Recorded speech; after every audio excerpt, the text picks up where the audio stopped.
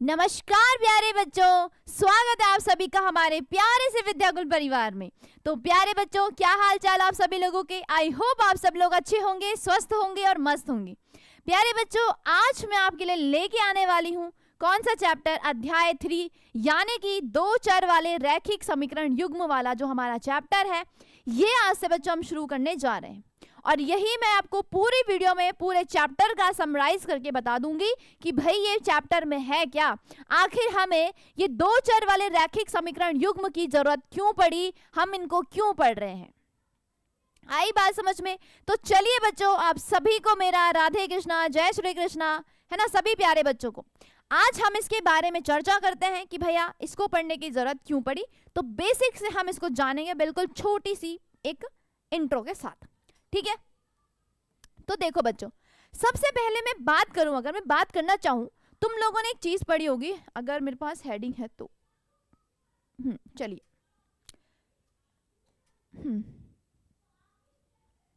तुम लोगों ने एक चीज पढ़ा होगा। सबसे पहले बच्चों तुम लोगों ने बहुपद के बारे में पढ़ा था। किसके बारे में पढ़ा था? बहुपद के बारे में। बहुपद भाई क्या होते हैं? बहुपद आपके क्या होते हैं बच्चों? एक बीजीय व्यंजक होता है। क्या होता है भाई? बीजीय व्यंजक, ठीक है। एक बीजीय व्यंजक होता है बच्चों, जिसमें बच्चों जो घात होती है वो कैसी होती है? घात हमेशा घात बेटा पूर्ण संख्या होती है। कैसी संख्या होती है बच्चों? पूर्ण संख्या होती है, यानी कि 0 1 2 3 चलती रहेगी। यानी कि बच्चों ना तो यहां पे कोई ऋणात्मक संख्या आएगी, ना तो यहाँ पे कोई रूट वाली संख्या आएगी, ना तो कोई बच्चों यहाँ पे क्या आने वाली है? अपॉन वाली संख्या इसकी पावर होनी चाहिए। घात में बच्चों कुछ भी नहीं आना चाहिए, सिर्फ और सिर्फ बच्चों पूर्ण संख्या आनी चाहिए, यानी कि 0 1 2 3 4 5 6 7 पूरी पूरी जो हमें चाहिए वो चाहिए। नेगेटिव नहीं चाहिए, डेसिमल नहीं चाहिए, भिन्न नहीं चाहिए, कुछ भी बच्चों हमें नहीं चाहिए। आई चीज समझ में। तो ये हमने बहुपद के बारे में पढ़ा था कि बहुपद भी बच्चों क्या है? तुम्हारे एक ऐसे बीजीय व्यंजक है जिनकी जो घात होती है बच्चों वो कैसी होती है? जिनकी घात होती है वो कैसी होती है भाई? पूर्ण होती है। किसकी घात होती है? घात याद रखना बच्चों, हमेशा चर की घात की बात होती है। किसकी घात की बात होती है? चर की। जैसे मैंने कहा 2x + 3, भाई इसमें तुमने क्या देखा? x की पावर 1 है। मैंने कहा बेटा 2x² + 7, यहाँ पे देखो पूरी पूरी 2 है, ये बहुपद हो गया, ठीक है। अब बात हमने यहां तो पढ़ ली कि भाई मैम बहुपद की बात हो गई है, मैम अब समीकरण भी बता दीजिए कि समीकरण क्या होता है। तो याद करो बच्चों, समीकरण की अगर मैं बात करूं, किसकी बात करूं? समीकरण की। भाई समीकरण क्या होता है? जब बच्चों हम दो एल्जेब्रिक एक्सप्रेशन को, दो एल्जेब्रिक बोला मैंने, क्या बोला मैंने? दो एल्जेब्रिक। मैंने कहा 2x + y नहीं 2x + 3 = 2x + 4। जब दो एल्जेब्रिक, एक एल्जेब्रिक यानी कि एक बीजीय व्यंजक ये रहा, एक बच्चों बीजीय व्यंजक ये रहा, जब दो बीजीय व्यंजक को मैं बराबर के निशान के द्वारा इस तरह लिख दूं तो इस पूरे मैकेनिज्म को, इस पूरे को ही बच्चों हम लोग क्या बोलते हैं? इस पूरे को ही हम लोग क्या बोलते हैं? समीकरण। यानी कि बच्चों जहां पे आपको ये इक्वल का साइन दिखाई दे रहा है, जहां पे आपको इक्वल का साइन दिखा रहा है, इस इक्वल का मतलब ही यही है बच्चा, समीकरण। इस इक्वल का मतलब ही क्या है? समीकरण।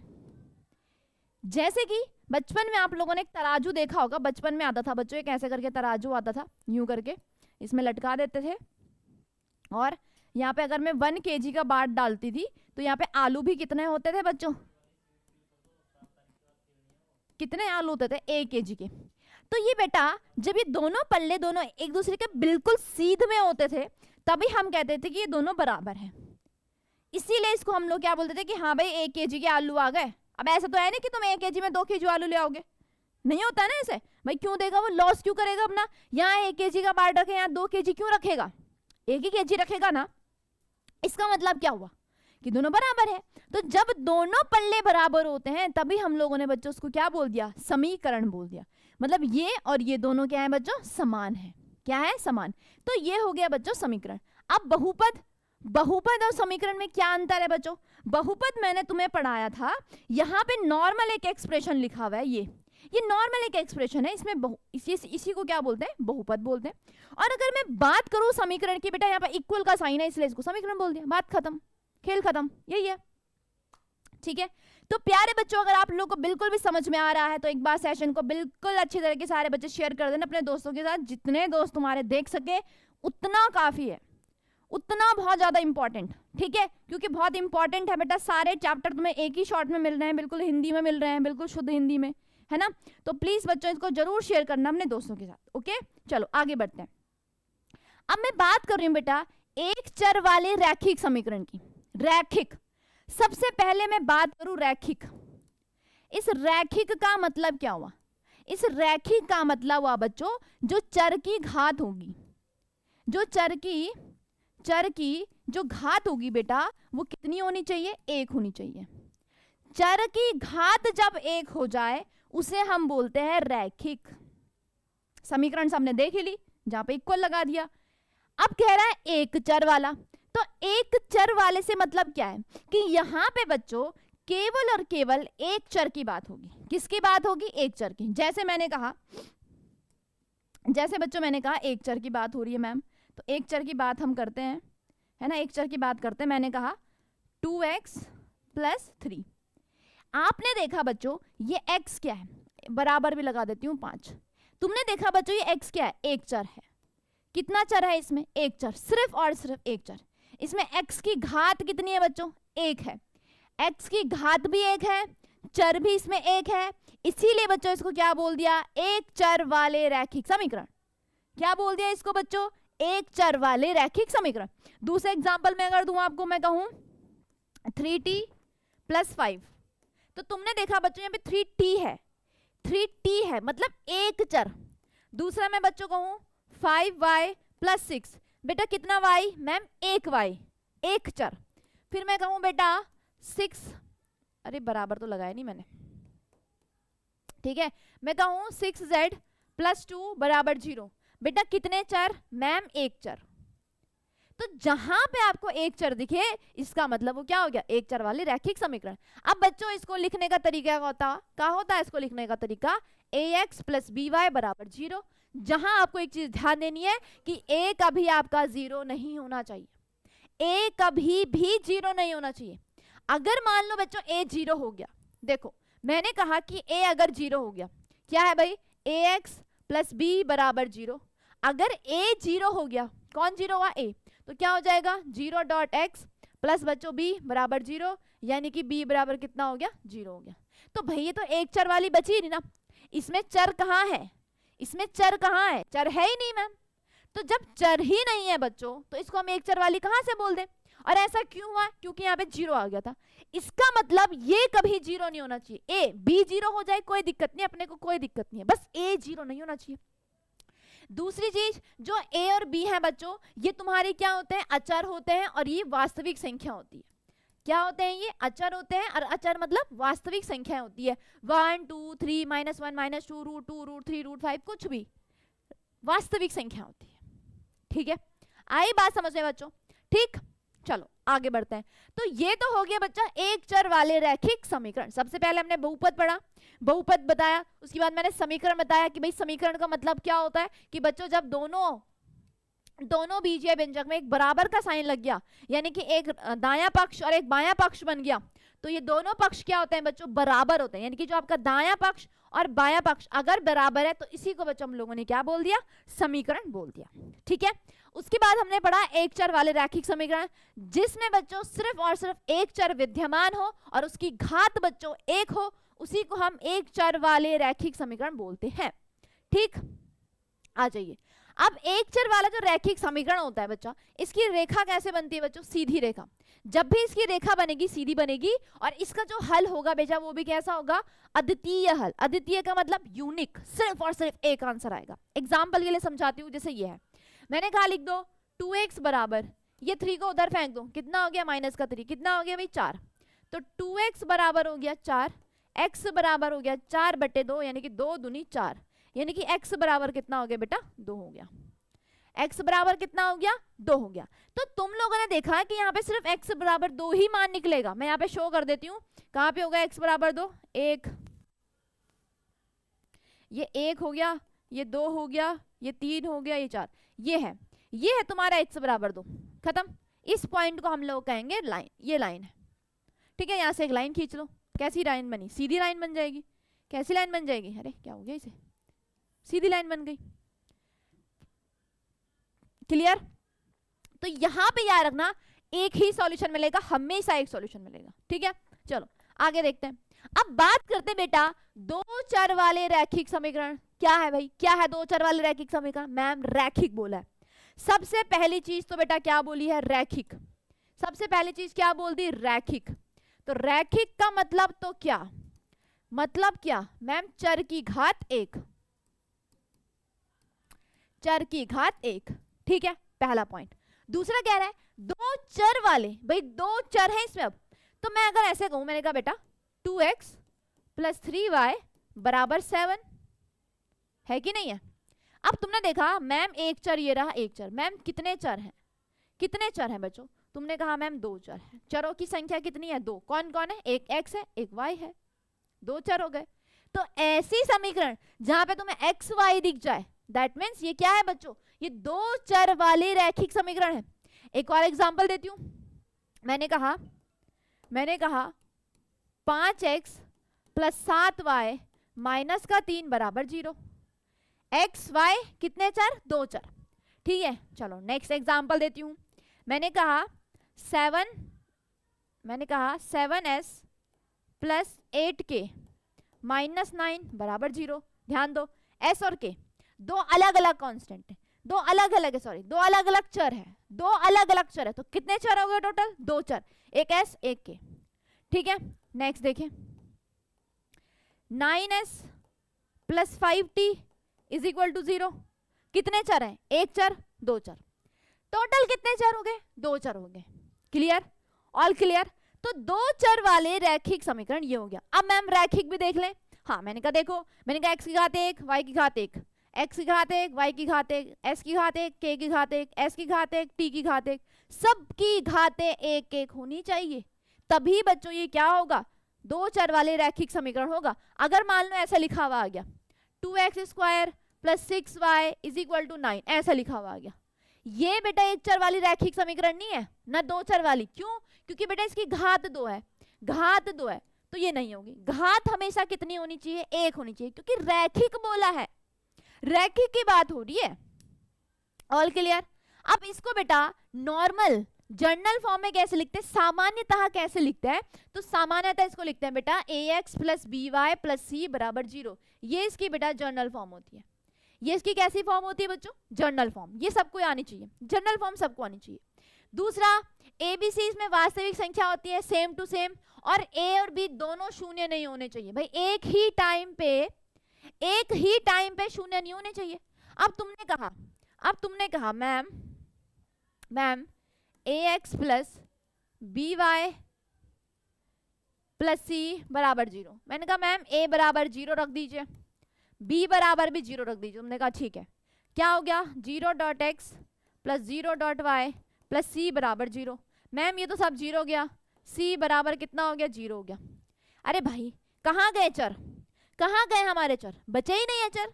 इसका मतलब बेटा ये दोनों एक टाइम पे 0 नहीं होने चाहिए, एक टाइम पे नहीं होनी चाहिए। अब मान लो बच्चों मैंने कहा x = 2, मैंने ये कह दिया x = 2 बना।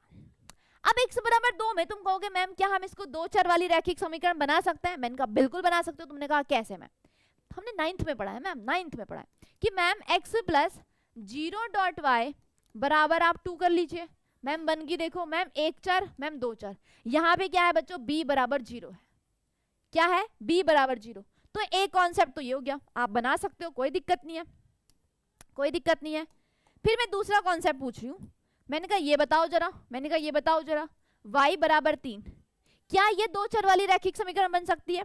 तो तुम कहोगे यस मैम बना सकते हैं। कैसे? मैंने कहा कि मैम 0.x + y = 3 लिख दीजिए। तो यहाँ पे हमने देखा कि a बराबर कितना हो गया बच्चों, 0 हो गया। कितना हो गया, a बराबर 0। कितना हो गया, a बराबर 0। ठीक, ये हो गई। तो हम इसको बना सकते हैं बेटा, दो चर वाले रैखिक समीकरण बना सकते हैं। बस कायदा ये है कि यहाँ पे या तो b 0 कर लो, a 0 कर लो, कोई दिक्कत नहीं, लेकिन दोनों एक टाइम पे 0 कर लो। एक टाइम पे तो दो 0 नहीं हो सकते भाई, ऐसा हुआ तो ये बनेगा ही नहीं, बनेगा ही नहीं। अब मैं बात करूं अगर इसके हल की, कि इसके हल क्या होगा, कैसे होगा। कैसे होगा? तो मैं तुमसे कहूं बेटा, मैंने कहा x प्लस वाई बराबर 2, मैंने ये कहा। इसका अगर मैं हल की बात करती हूँ, मैंने कहा एक काम करते हैं, y बराबर 2 माइनस एक्स करते हैं, y बराबर 2 माइनस एक्स कर दिया। अब मैंने कहा x बराबर 0, तो y बराबर 2 माइनस 0 बराबर 2।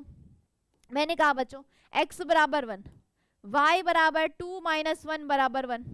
मैंने कहा x बराबर 2, y बराबर 2 माइनस 2 बराबर 0। ठीक है, मैंने कहा बच्चों x बराबर 3, y बराबर 2 माइनस 3 बराबर माइनस का 1। मैंने कहा बच्चों x बराबर 4, y बराबर 2 माइनस 4 बराबर माइनस का 2। तुम लोगों ने क्या देखा? तुम लोगों ने देखा भाई इसके समाधान निकले। कितने निकले मैम? 1 2 3 4 5। मैम 5 तो आप ही ने निकाल लिए। मैम 5 समाधान, 5 हल तो आपने ही निकाल दिए। तो कितने निकाल सकते हैं? अनंत मैम, अनंत। आप x की कितनी भी वैल्यू दे दो, आप x के कितने भी मान दे दो, y उतने निकलेंगे। मतलब x और y के यहाँ पे बच्चों अनंत हल है। कितने हल है बच्चों? अनंत हल। यानी कि इस रेखा के, इस रैखिक समीकरण के बहुत सारे हल है, अनगिनत। कितने हो गए? अनगिनत। यानी कि बच्चों ये भी तुम्हें क्या देगी? एक सीधी रेखा देगी। हमेशा ग्राफ बनेगा बच्चों, कैसे बनेगा? या तो ऐसे बनेगा, ऐसे बनेगा, ऐसे बनेगा, ऐसे बनेगा, कहीं से ये बन सकता है ग्राफ। तो ग्राफ अलग बात है, प्लॉट करेंगे, डोंट वरी। इसकी बच्चों हमेशा सीधी रेखा बनेगी, एक पॉइंट। और दूसरा पॉइंट ये बच्चों अनंत समाधान, बहुत सारे समाधान निकलेंगे, बहुत सारे समाधान निकलेंगे। ठीक है, आई बात क्लियर समझ में? ये पॉइंट हो गया। ठीक, अब बात करते हैं नए टॉपिक की। नया टॉपिक क्या है? दो चर वाले रैखिक समीकरण युग्म। मैम अभी तो आपने दो चर वाले रैखिक समीकरण पढ़ाया, नया क्या है इसमें? नया क्या है बेटा? इसमें नया एक वर्ड आ गया है, युग्म। समझते हैं ना? युग्म, जोड़ा, कपल जिसे बोलते हैं। तो यहाँ पे बच्चों अब जो रैखिक समीकरण हम पढ़ेंगे वो युग्म में पढ़ेंगे। मतलब एक सिस्टम है उसका। क्या है? सिस्टम चलता है भाई इधर। इसमें हम सिस्टम पढ़ेंगे। तो वो सिस्टम बच्चों क्या है?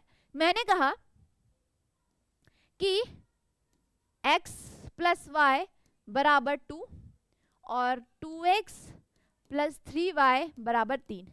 एक ही हो गई, एक ही हो गई। मैंने इनको एक डब्बे में पैक कर लिया, बादल में पैक कर लिया। चलो ठीक है, इसमें पेड़ बना लिया। चलो पेड़ ही बना लिया।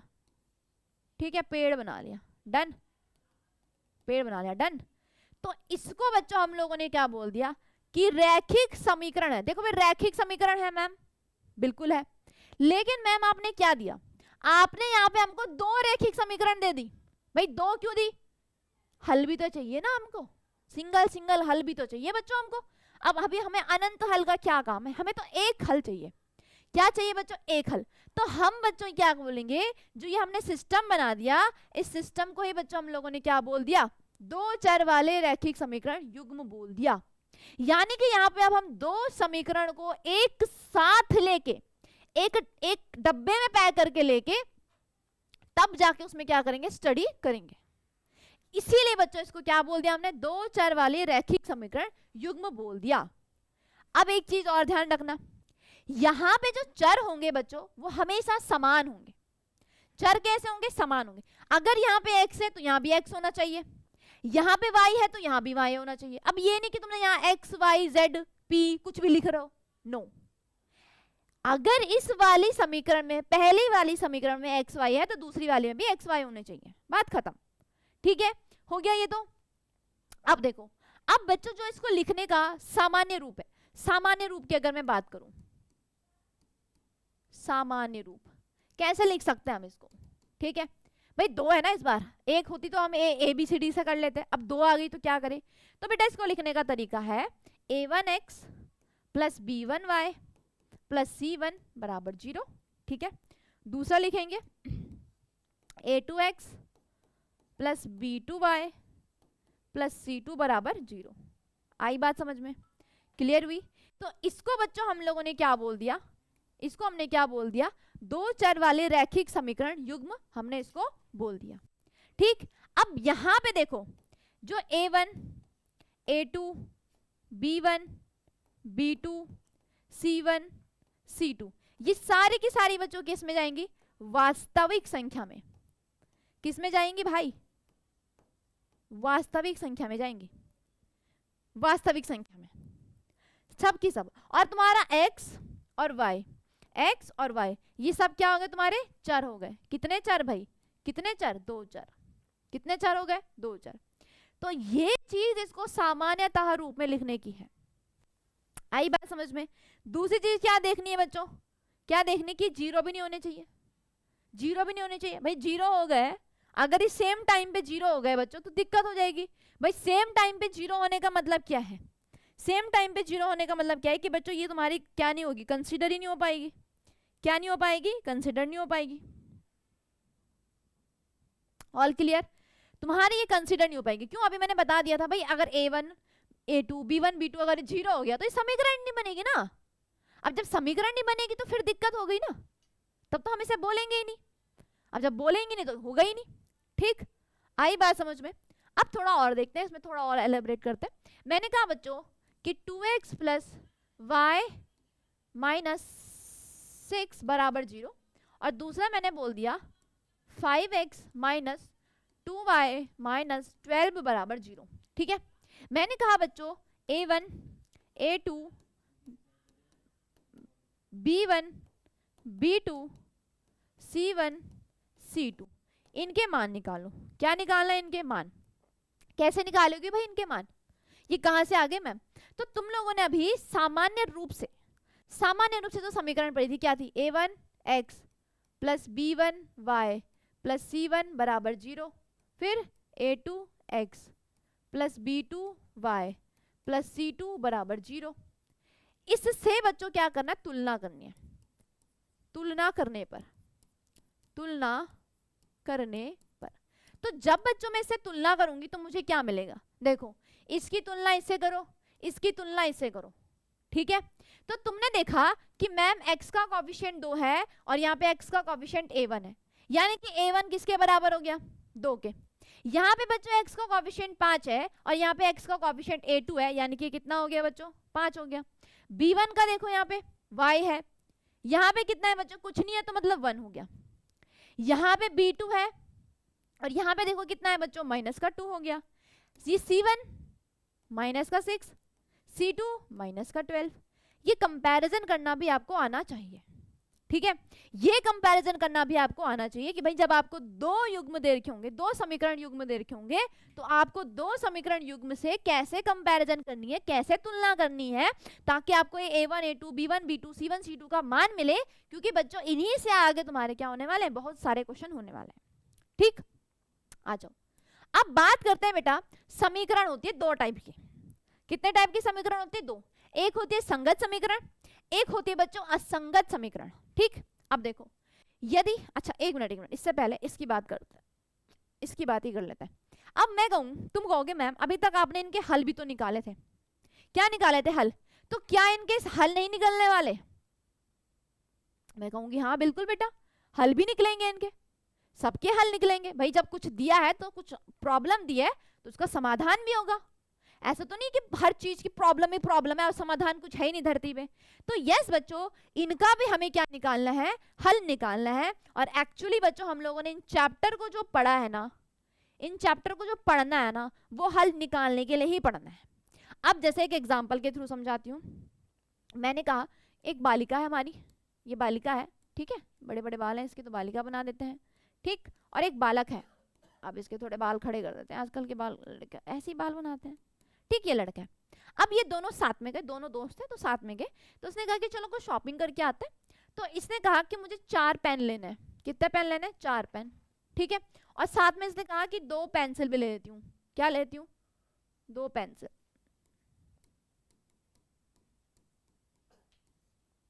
ठीक है, 4 पेन और 2 पेंसिल लेने के बाद इसने टोटल बेटा जो रुपए दिए वो दिए 40 रुपए। कितने रुपए दे दिए इसने? 40 रुपए। इसे नहीं पता कि एक पेन की कॉस्ट क्या है, 2 पेंसिल की कॉस्ट क्या, नहीं पता इसको। उन्होंने बोला कि 4 पेन और 2 पेंसिल लेके कि बेटा 40 रुपए दे दो आप, बात खत्म। ठीक है, मैंने कहा ओके। ये भी गया तो उसने कहा चल मैं भी ले लेता हूँ साथ में। इसने कहा मुझे 3 पेन दे दो। ठीक है, और साथ में बच्चों क्या दे दो? 3 पेन के साथ मुझे क्या दे दो? 1 पेंसिल दे दो। ठीक, 1 पेंसिल दे दो। तो बेटा जब इसका प्राइस दिया उन्होंने तो इसने कहा कि भाई तुम 25 रुपए दे दो चुपचाप से, तुम्हारा टोटल काम कितना हो रहा है, 25 रुपए का हो रहा है। कितने का हो रहा है, 25 का। ठीक, अब हमसे ये प्रॉब्लम दे दी, अब कहा है इसका समाधान निकालो। समाधान क्या है, समाधान क्या है, एक पेंसिल, मतलब ये तुम्हारी भी प्रॉब्लम ही है, एक पेंसिल का मूल्य, एक पेंसिल का मूल्य तथा एक पेन का मूल्य, एक पेन का मूल्य, ये तुमको बताना है, ये तुम्हें बताना है कि भाई एक पेंसिल का मूल्य और एक पेन का मूल्य क्या होगा। यहां पे बच्चों ये क्वेश्चन है और इसका समाधान ही बच्चों हमें क्या करना है, निकालना है। आई बात समझ में, इसका ही समाधान हमें निकालना है। ठीक, तो इसीलिए ही बच्चों ये दो रैखिक समीकरण युग्म वाले चैप्टर का क्या हुआ है, निर्माण हुआ है कि जब आपको दो इक्वेशन दे रखी होगी या आपको कुछ भी पता नहीं है, आपको टोटल पैसा इकट्ठा करके दे दिया, ये लो भाई तुम्हारा पैसा इतना है, तो तुम्हें अब सिंगल सिंगल प्राइस बताना है कि भाई एक पेंसिल एक पेन का प्राइस बताओ, तो ये किसकी हेल्प से निकलेगा, ये इसकी ही हेल्प से निकलेगा, मतलब दो चर वाले रैखिक समीकरण युग्म की हेल्प से ही निकलेगा। ठीक है, अब इसको रखते हैं साइड पे, इसको रखते हैं साइड पे, इसको हम बाद में बताएंगे और डिटेल से जब हम इसके हल पढ़ेंगे। क्या पढ़ेंगे, हल। ठीक, अभी मैं बात कर रही हूँ किसकी, संगत समीकरण और असंगत समीकरण की। देखो बेटा, संगत समीकरण वे समीकरण होती है जिन समीकरणों का हल प्राप्त हो, जिन समीकरणों का हल प्राप्त हो, मतलब अगर आपको समीकरण में आंसर मिल गया यानी कि समीकरण का हल मिल गया, इसका मतलब बच्चों वो संगत समीकरण हो जाएंगी। अब बात करूं मैं असंगत समीकरण की, तो असंगत क्या होती है बच्चों, सिंपल सी बात है कि भाई जिन समीकरणों का क्या नहीं मिलेगा हमें,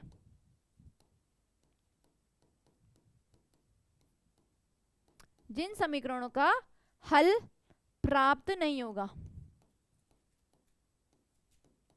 बस वो क्या हो जाएंगी, असंगत। इसको याद रखना भाई। तो जब तुम्हें आंसर मिल जाए तो संगत, नहीं मिले तो असंगत, बात खत्म।